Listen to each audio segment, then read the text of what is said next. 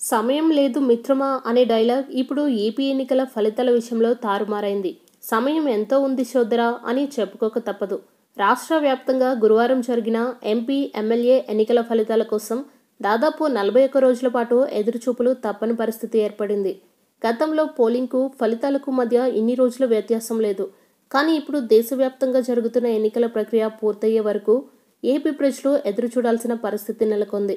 గురువారం నాటి ఎన్నికల్లో రాష్ట్రంలో 3 కోట్లపై చిలుకు ప్రజలు తమ ఓటు హక్కును వినియోగించుకోనున్నారు. ప్రధాన పార్టీలు టీడీపీ, వైసీపీల మధ్య నువ్వా నేనా అన్న విధంగా జరుగుతున్న పోరుపై రాష్ట్ర వ్యాప్తంగా ఆసక్తి నెలకొంది. దీంతో ఫలితం వెంటనే వెలువడితే బాగుంటుందని అందరూ భావిస్తున్నారు. కేంద్ర ఎన్నికల సంఘం నిర్ణయంతో పోలింగ్ ముగిసిన 41 రోజుల తర్వాతే అంటే మే 23న ఫలితం వెలువడనుంది. ఇరువురిలోనూ ఉత్కంఠే. దేశవ్యాప్తంగా సార్వత్రికంతో పాటు ఏపీ అసెంబ్లీకి ఎన్నికలు నిర్వహించేందుకు కేంద్ర ఎన్నికల సంఘం మార్చి 10న షెడ్యూల్ విడుదల చేసింది. మొత్తం 7 విడతల్లో ఎన్నికలు నిర్వహిస్తున్నారు. ఈ నెల 11న ప్రారంభమయ్యే ఎన్నికల ప్రక్రియ మే 19న జరిగే 7వ విడతతో ముగియనుంది. అయితే తెలుగు రాష్ట్రాలైన ఏపీ, తెలంగాణలకు తొలి విడతలోనే పోలింగ్ జరగనుంది. 7 విడతలు ముగిసిన అనంతరం మే 23న ఒకే రోజు ఓట్ల లెక్కింపు జరుగుతుంది. దీంతో ఏపీలో ఫలితంపై ఇటు పోటీ చేసిన నేతల్లోనే కాకుండా ఓట్లేసిన ప్రజల్లోనూ నరాలు తెగే ఉత్కంఠ కొనసాగనుంది. మొత్తం దేశంలో 7 దశల్లో 17వ లోక్సభ సార్వత్రిక ఎన్నికలు నిర్వహించాలని ఎన్నికల సంఘం నిర్ణయించింది.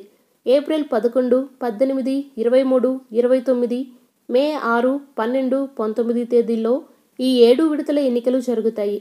అన్ని దశల తర్వాత మే 23వ తేదీన కౌంటింగ్ ఉంటుంది.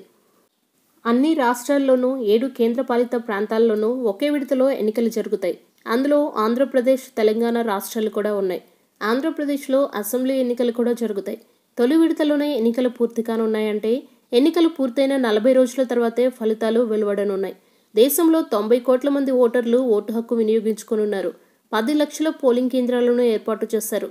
8.4 కోట్ల మంది కొత్త ఓటర్లు గత ఎన్నికలతో పోలిస్తే వీరిలో అత్యధికులు 18 నుంచి 19 ఏళ్లలోపు ఉన్నవాళ్లే.